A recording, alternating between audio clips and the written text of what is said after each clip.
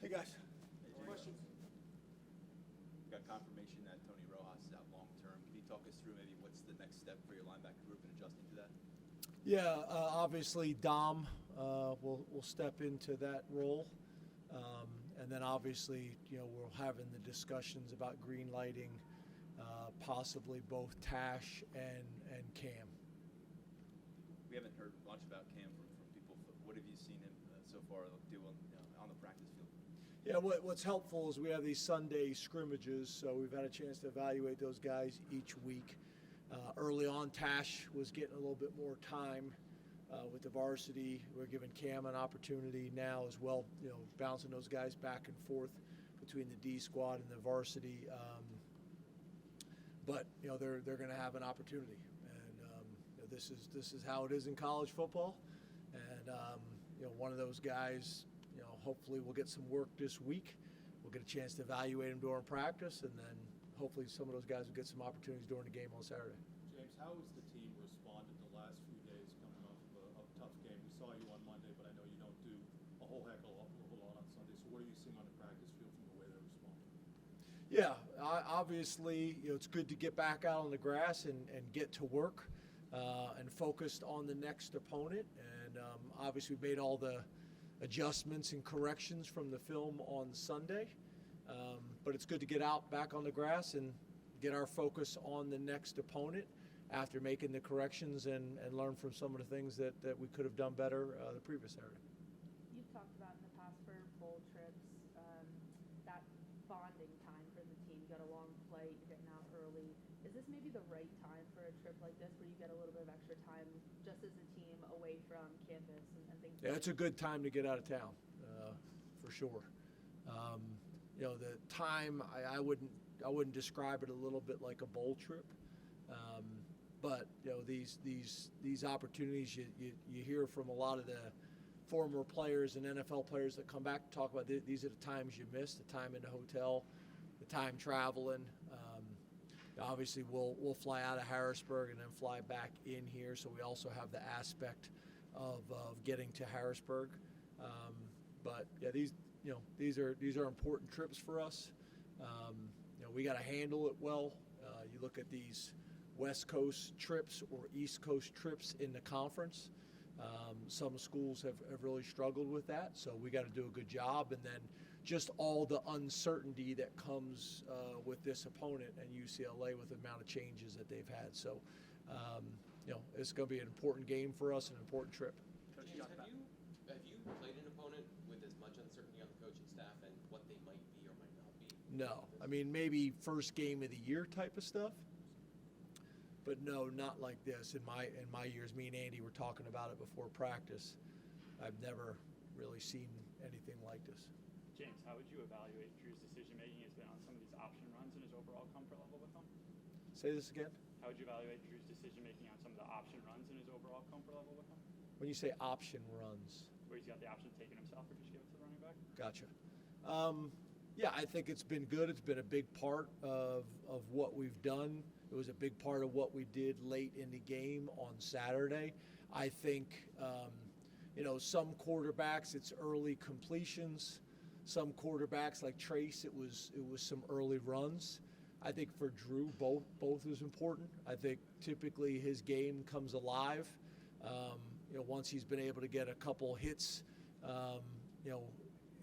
with his running game and making plays with his feet, typically that's when he plays his best football. So it's been good. It's been an important part of what we're doing. We're probably doing more of the power read stuff than we are the zone read stuff to this point, but it's been good. Coach said on Monday talked about you and the staff doing a lot of research about how to travel out west for USC last year. Going to UCLA this week, have you guys made any changes onto how you approach a West Coast travel from last year to this year? No, we're taking a very, very similar model. Obviously, a lot of it has to do with what time is the game, all those types of things. And there's so many similarities with this trip.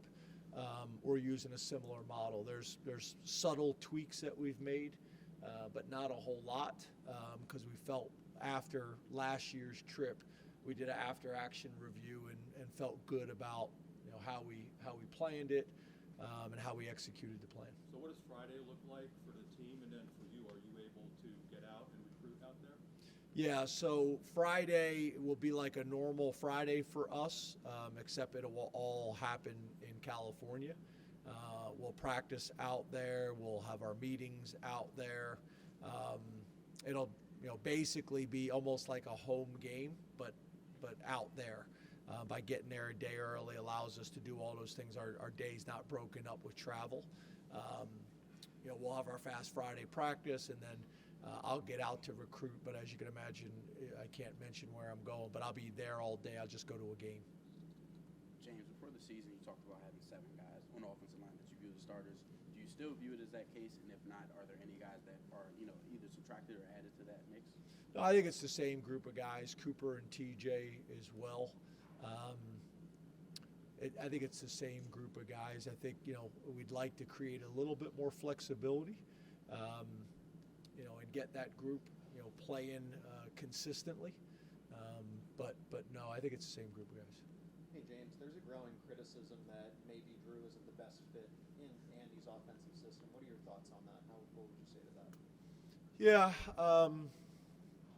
Yeah, again, I'm not going to get into what's going on out there in terms of opinions and those types of things. I didn't feel that way last year. Thought we did some really, really good things last year. I think we've done some good things this year, just not consistent enough. It's a pro-style offense. What we do in the run game, what we do in the pass game, what we do in protections, what we do in pass concepts, it's pro-style. So I don't necessarily see it the same way. James, what's the last day or two been like for Tony? Have you been around him and that kind of thing? Yeah. Obviously, not good. Obviously personally disappointed, and then disappointment with the team as well. And guys will rally around him and support him like we've done in the past. This isn't the first time we've been through something like this, and he's not the last player to go through something like this. So obviously the hardest part is the initial shock of it and the initial news of it. But the next guy is going to have to step up, and I think the sooner that Tony can get involved in helping prepare those guys and getting them ready to play, the better we'll be and the better he'll be, because I think it'll keep him busy and engaged too. James, 2 more guys. We talked to Zion Tracy earlier today, and he discussed the strides he's made in terms of football IQ, being in that nickel spot. How have you seen him grow since he got here, especially given that he was someone coming out of high school, could have played either side of the ball? Yeah. Obviously now year 2 playing the nickel position. Last year returning punts for us. I've seen him take tremendous strides. We're asking him to do more things rather than just play man coverage now too. So I think that's helped his development. He had some bumps and bruises this summer that missed some time from.